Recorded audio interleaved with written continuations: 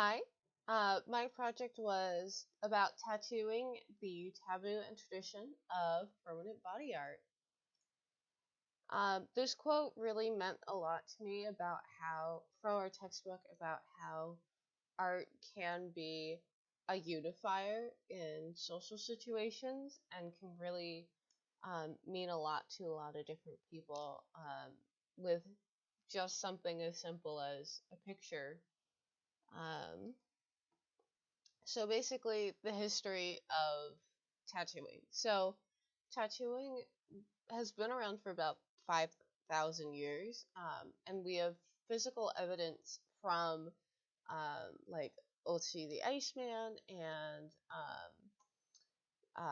the Princess of Hathor about how it was used in a medical purpose, specifically diagnostically with the placement, because um, on like the wrists and the lower back, it's not really like a good place to show rank, um, and so that those discoveries really started to open our eyes. The Greeks and Romans were the first ones that we know of to use them as labels of belonging. So, like you were a slave, you would have a marking. Um, and then Constantine banned tattoos because of the Christian church, because it was said to disfigure the body. And we didn't get the etymology of the term tattoo until Captain James Cook and other European settlers came over from Europe. So, chapter 15 was the art chapter, and though it didn't spend much time talking about tattooing, it did say just enough to pique my interest. Um, and Polynesian tattoos, they use them to symbolize leadership and authority because their social ranks are more stable than other um, social groups. Facial tattoos also hurt a lot, so it showed a lot of strength and bravery if you could sit through getting one. So that shows some of the qualities that they were looking for in leadership. For supporting literature, I wanted to look up the history of tattooing going back to our earliest records, the history of tattooing in America, and the history of tattooing in the Maori culture. Um, so, middle class Americans and Maori people, um, middle class Americans are the same social group that I believe that I'm a part of. So I would have easiest access to them, and it fulfills part of the requirements. And then the Maori people, I wanted to do after I heard about Orini Kapara, but we'll talk more about her in a little bit. So data source number one, I'm sorry that my camera's covering part of the slide. But with this, I either took pictures personally or gathered pictures from friends. And because I was right then and there, I was able to ask the meanings of everything. Um, so, right here, you can see some beautiful artwork that my friends have. And number one, which I'm showing you right now, really meant a lot to me because they had gotten that after an abusive work relationship. And so the fact that um, she got that to remind herself that she's worth something was really special. Source number two was a relative. This was my mother, actually. And I had easy access to her.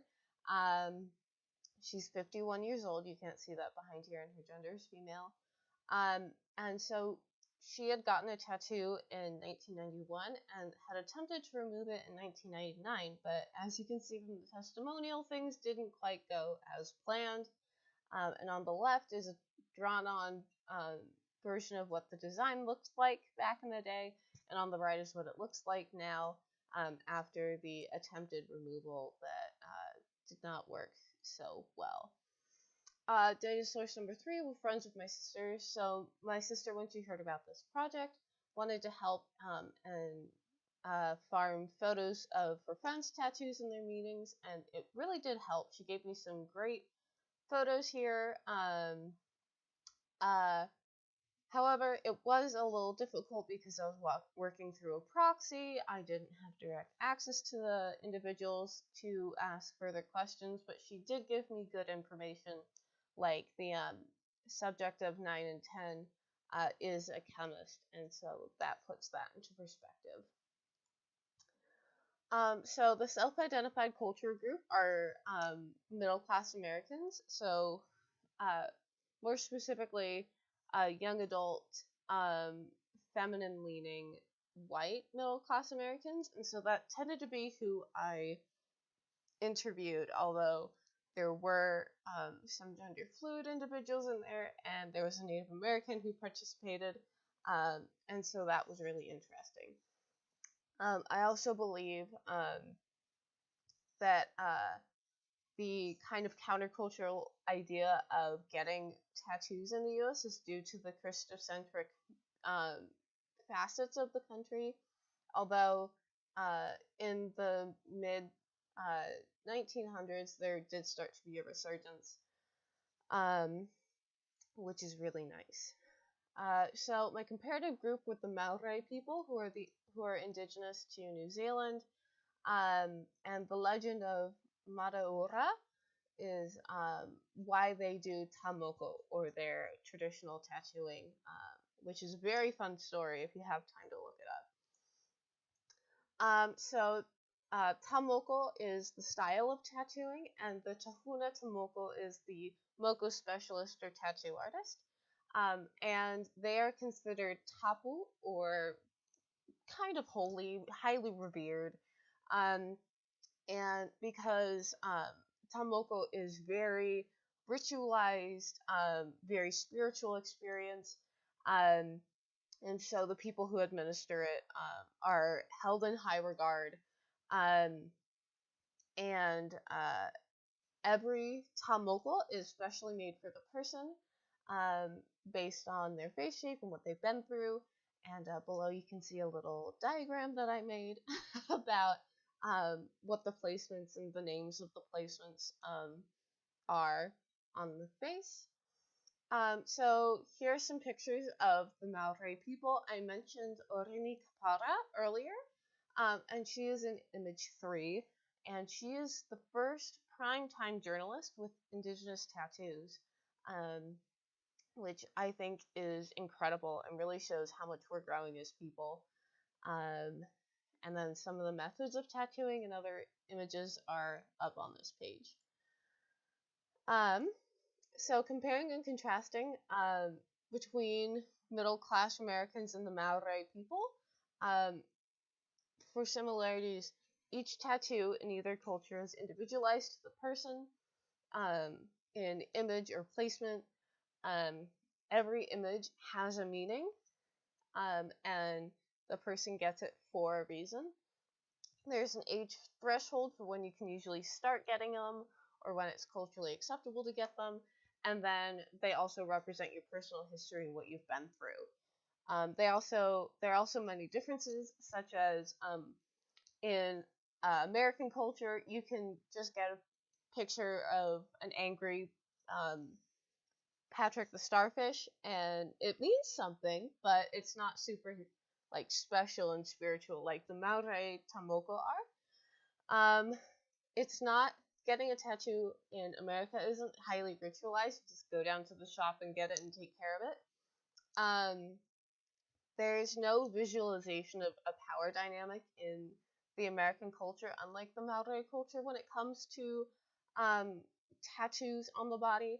And the way we treat our tattoo artists in America is very different from how the Tahuna Tamoko are in the Maori culture. So I have a couple discussion questions you can pick from. And so here you can choose whichever one you want. Have fun. You can do one or more.